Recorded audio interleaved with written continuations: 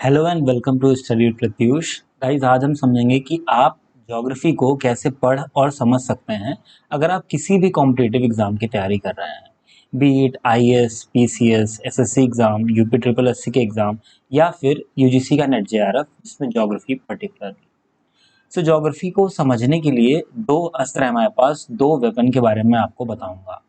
ये ऐसे वेपन हैं जिनको अगर आपने अच्छे से तैयार कर लिया तो वो 80 से 90% आपकी ज्योग्राफी की सारी प्रॉब्लम को सॉल्व करने का दम रखते हैं।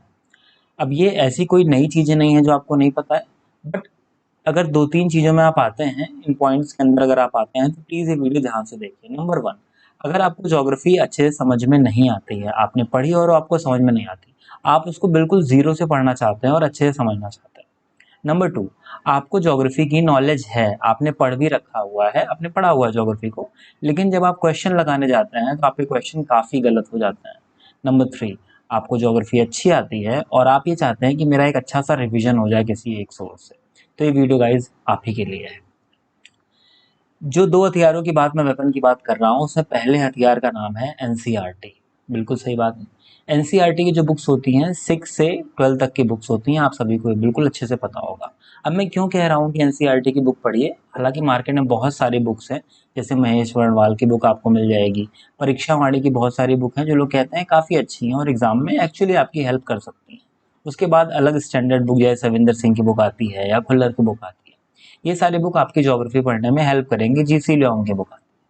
लेकिन एक चीज़ आप बहुत अच्छे से समझिए कि ज्योग्राफी में बहुत इंपॉर्टेंट होता है उसके बेसिक्स को समझना, और साथ ही साथ उसमें जो कॉन्सेप्ट्स हैं उनको अच्छे से समझ पाना, ताकि जब क्वेश्चन आए और उसमें कॉन्सेप्ट के बारे में दिया हो तो आप अच्छे से समझ के उसमें सही या गलत को देख पाएँ।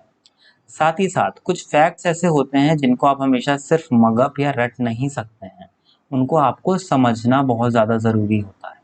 तो ये जो वर्ड आ रहा है बार बार समझना, क्या ये इन बुक से नहीं हो सकता? बिल्कुल हो सकता है, बट हम देखेंगे कि हमारे पास सबसे ईजिएस्ट वे कौन सा है, ऐसा तरीका जिससे हम बहुत आसानी से टफ कॉन्सेप्ट्स को समझ सकें।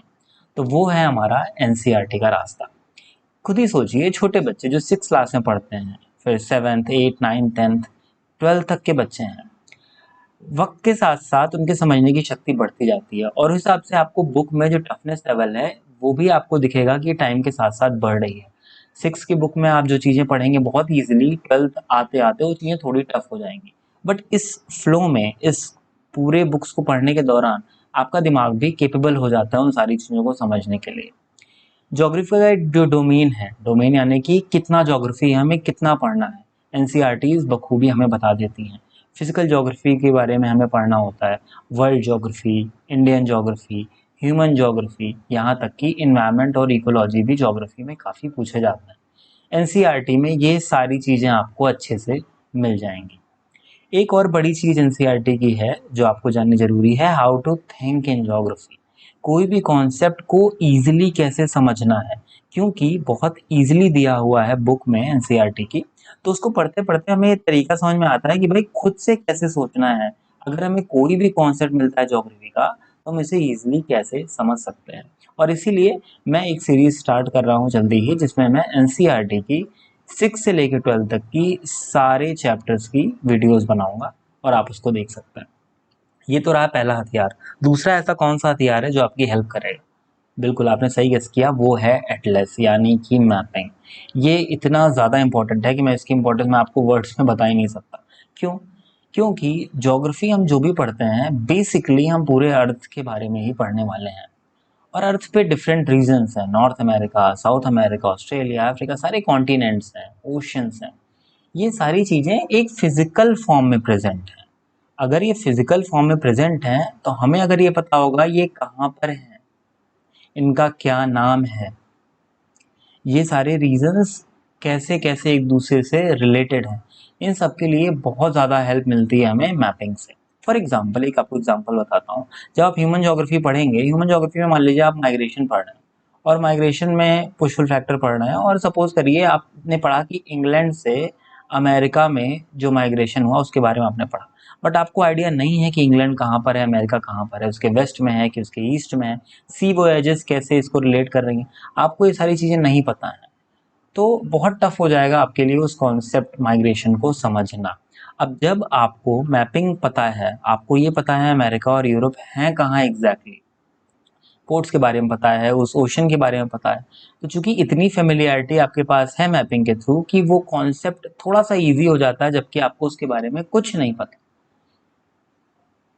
तो ये चीज़ आती है प्रैक्टिस से। मैपिंग की प्रैक्टिस मैं खुद कराऊंगा और मैपिंग हम पढ़ेंगे इसी चैनल पर। बहुत अच्छे से मैपिंग करना शुरू करेंगे, अमेरिका, अफ्रीका, एशिया, सब कुछ, एक एक कंट्री को, एक एक रीजन को बहुत आराम से अच्छे से समझते हुए मैपिंग करेंगे। अब ये हम देखते हैं कि हमें इसमें याद कैसे करना है। एटलस को याद करने का सिर्फ एक तरीका है, उसको बार बार बार पढ़ना। जब मैं मैपिंग क्लास स्टार्ट करूंगा तो आपको सब कुछ बहुत डिटेल में बताऊंगा और ये बताऊंगा कि एटलस को हम इंटरेस्टिंग कैसे कर सकते हैं और इंटरनेट का कैसे यूज़ करना है मैपिंग के लिए। मैपिंग के लिए कैसे हम इंटरनेट को यूज़ करें कि हमें बहुत अच्छे चीज़ें समझ में आ जाएं, याद रहें और साथ ही साथ इंटरेस्टिंग भी बनी रहें। तो गाइज़, आई होप आपको ये वीडियो अच्छा लगा हो। अगर लगा हो वीडियो तो प्लीज़ लाइक करिए, चैनल को सब्सक्राइब करिए, नए हैं शेयर करिए वीडियो को अगर आपको इन्फॉर्मेशन लगती है ये शेयर करने लायक, और ऐसे ही करते रहिए स्टडी प्रत्युष। गाइज, जल्दी ही एनसीईआरटी का क्लास 6 का पहले चैप्टर का वीडियो में डालूंगा, तो प्लीज़ उसको देखिएगा। And thank you so much for watching.